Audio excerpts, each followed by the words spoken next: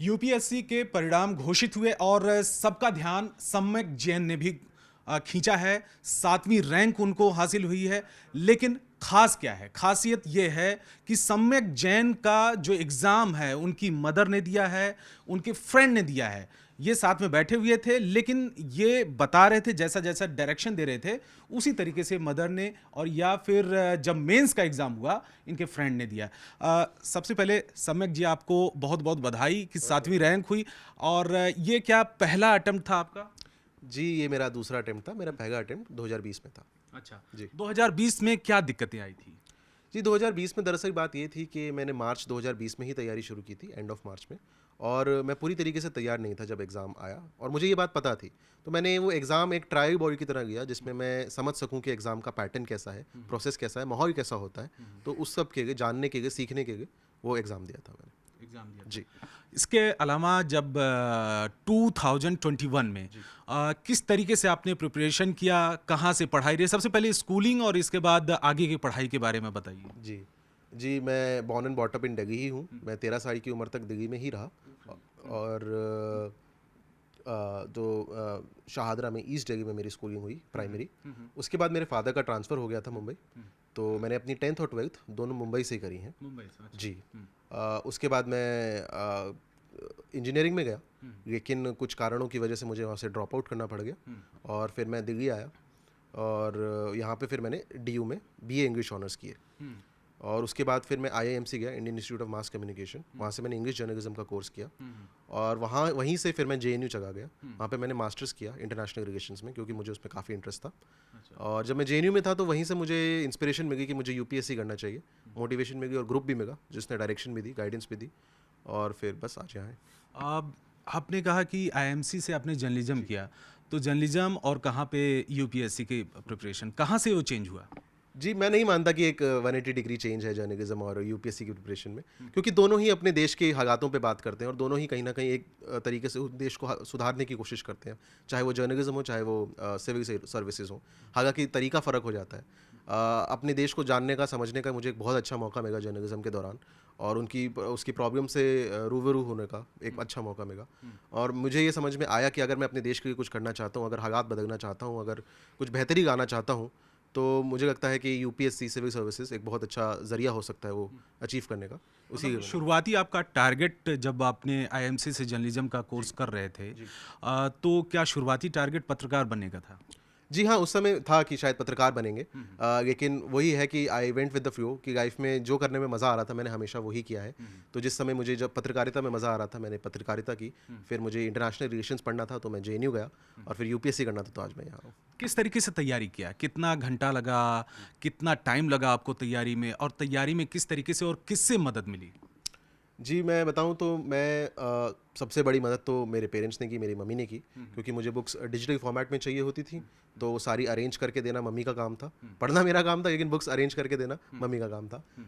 दोस्तों ने मदद की, गाइडेंस दी और नोट्स वगैरह दिए अगर दे सकते थे, तो जो कुछ भी था उनके पास उन्होंने हर तरीके से मदद करी मेरे दोस्तों ने। साथ में डिस्कशंस एंड डिबेट्स वगैरह भी करते थे, जिससे कि आदमी की पर्सनैलिटी और इशू पे ग्रास्प बेटर होता है। तो मुझे लगता है कि वो बहुत मदद हुई। मैं दिन के करीबन 7 घंटे पढ़ता था, लेकिन एट अ स्ट्रेच तो कोई नहीं पढ़ सकता, मैं भी नहीं पढ़ता। ब्रेक ले के पढ़ता था। एट अ स्ट्रेच 2 से ढाई से 3 घंटे, ज़्यादा से ज़्यादा। उसके बाद ब्रेक लिया 1 डेढ़ 2 घंटे का, and then back to studies. Preparation कब से शुरुआत किया आपने यूपीएससी की? जी, मैंने मार्च 2020 से, जैसा मैंने बताया, हाँ, प्रिपरेशन स्टार्ट की। अच्छा, इसके अलावा ये बताइए कि आपकी मदर ने एग्ज़ाम क्यों दिया, या फ्रेंड ने दिया? उसके पीछे क्या रीज़न था? जी, मैं विजुअली इम्पेयर्ड हूँ, मेरे को थोड़ा कम दिखता है, और मैं इस वजह से रीड एंड राइट नहीं कर पाता प्रॉपर्ली। उस वजह से राइटिंग के लिए स्क्राइब चाहिए होता है, तो मैं डिक्टेट करता था और मम्मी लिखती थी। फर्स्ट जो प्रीलिम्स का था वो मदर ने दिया, इसके बाद फाइनल का उसमें फ्रेंड ने दिया। जी। फ्रेंड जो आपके साथ में आपके क्लासमेट हैं, या क्या कॉमन फ्रेंड है? हाँ जी, कॉमन फ्रेंड ही समझ लीजिए। Common friend. जी। सम्यक की मदर भी हैं। मैम, आपने जो मदद किया सम्यक का प्रीलिम्स 2020 में, इस बार 21 में, किस तरीके से आपको भी कुछ उसमें तैयारी भी करने की ज़रूरत पड़ी कि क्योंकि यूपीएससी का एग्ज़ाम आप देने जा रही हैं, ये भले डिक्टेट कर रहे हैं लेकिन लिखना आपको पड़ रहा था? तैयारी उसमें यही थी कि हम दोनों का आपस में कम्युनिकेशन, ये बोले, मैं बोलूँगी और ये उसको समझे। ये जो आपस का आपका कोऑर्डिनेशन जो होता है एक, यही तैयारी है। तो हम लोग उसी की प्रैक्टिस करते थे, हम लोग घर में बैठ के टेस्ट प्रैक्टिस करते थे। तो एक्चुअली क्या होता है, यूपीएससी में क्वेश्चंस का पैटर्न भी डिफरेंट डिफरेंट स्टाइल का होता है, ऑप्शंस भी डिफरेंट डिफरेंट स्टाइल में होते हैं। तो मुझे किस तरीके से वहाँ पे डिक्टेट करना है और इसको किस तरीके से समझना है, और ये उस जवाब को क्या जवाब दे रहा है वो मुझे समझना है। ये कोऑर्डिनेशन बैठ के हम लोग इस चीज़ की तैयारी करते थे। यानी कि ना सिर्फ सम्यक ने पूरी तरीके से प्रिपरेशन किया 2-3 साल 4 साल, आपने भी पूरी तरीके से एक यूपीएससी का प्रिपरेशन किया है। जी, कह सकते हैं। इससे पहले अपने समय में आपने कभी ट्राई किया था यूपीएससी का खुद? नहीं, कभी नहीं। खुद नहीं ट्राई किया नहीं, था। कभी नहीं। अभी आप हाउसवाइफ हैं या वर्किंग में हैं? मैं वर्किंग हूँ, मैं एयर इंडिया में काम करती अच्छा, हूँ। एयर इंडिया में। जी। यानी कि जो भी सम्यक ने आपको डिक्टेट किया उसमें आपने एग्जाम दिया और पूरा रिजल्ट सबके सामने है। जी, बिल्कुल आप सबके सामने हैं।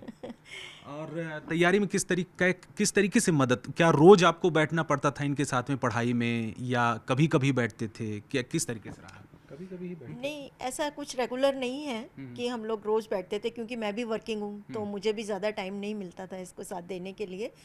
तो जो छुट्टी का दिन होता था उसमें कभी किसी दिन बैठ के कुछ क्वेश्चंस कर लिए कि किस तरीके से डिक्टेट करना है, और ये जो आंसर दे रहे हैं वो मुझे किस तरीके से समझ के मार्क करना है। बस दैट इज़ द इशू। समय कि आप बताइए कि तमाम ऐसे लोगों को किस तरीके से मैसेज देना, ये क्या दिक्कत हुई थी जिस टाइम आपको इस तरीके की प्रॉब्लम शुरू हुई और उसके बाद फिर आपको दूसरे की मदद लेनी पड़ी, ये कब से रहा? जी, जब मैं 18 साल का था तब मुझे डिटेक्ट हुई कि एक जेनेटिक डिजीज़ है, उसका कोई इलाज नहीं है और थोड़ी सी प्रोग्रेसिव इन नेचर होती है, तो विद टाइम प्रॉब्लम बढ़ती चली जाती है। तो वही है और उसकी वजह से ही ये हुआ है।